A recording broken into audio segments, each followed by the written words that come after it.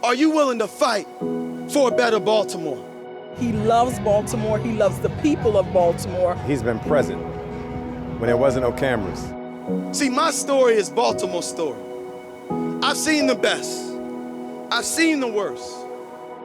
Baltimore its best days are still coming, and all of us have an obligation to be a part of that. In the next 50 years, when our Baltimore City kids in that highly proficient elementary, middle, or high school looks into their history book, they'll know that these 300 collectively came together to forever change the trajectory of Baltimore City. Today, I ask you to stand with me. I am announcing my candidacy to run for the mayor of Baltimore City.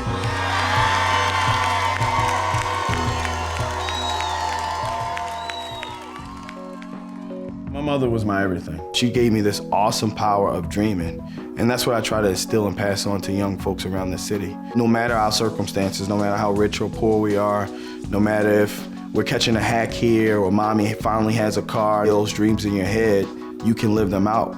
Good job, Nolan. Get it. Get it. I have the greatest wife in America. She's an amazing woman.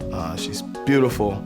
She's brilliant. I'm so thankful that, we were able to meet in a place like college and really grow together. I was a freshman at Tuskegee University, and I met this young man from Baltimore in the student lounge. We sat down, we talked for hours. What inspires the two of us is that we live in the heart of West Baltimore. We want to be examples to the children of this neighborhood to show that young African Americans are married, they live together, they're professionals, they live in these communities, but we wanted to be that symbolic representation for them. He is a fabulous father. He's very engaged, whether it comes to sports or their academics.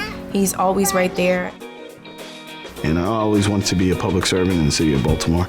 Tell folks you go to folks in the elementary school I went with, or middle school, or high school, or even college, and they'll say Nick is going to go back to Baltimore, and he really wants to change his community.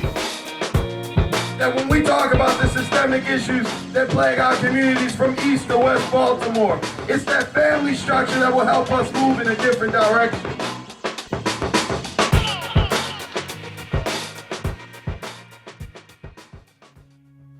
I'm with Fox News. Are you from Baltimore? We are from Baltimore. I'm the city councilman in the district. Well, it's strange. I mean,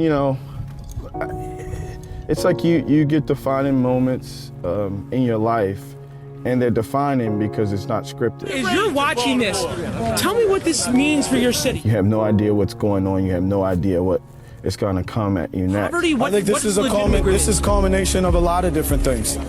Decades old of failed policies. Decades old of lack of development for these communities. I mean, it's a lot that pours into it. I just felt something deep in me, and I said, you need to go and ensure that you get as many of those folks off the street as possible. It has nothing to do with West Baltimore or this particular corner in Baltimore. This could erupt anywhere. We can continue to focus on the what, but let's really focus on the why so we don't get back here.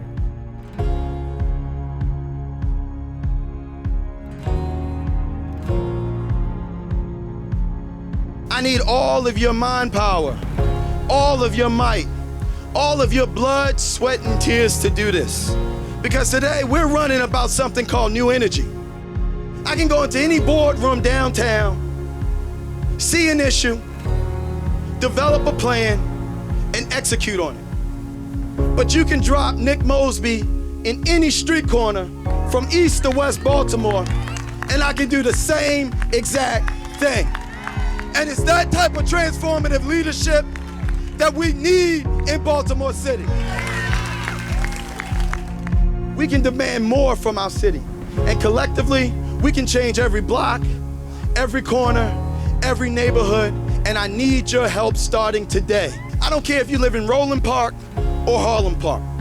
I don't care if you live in Federal Hill, Cherry Hill, or right here in Reservoir Hill.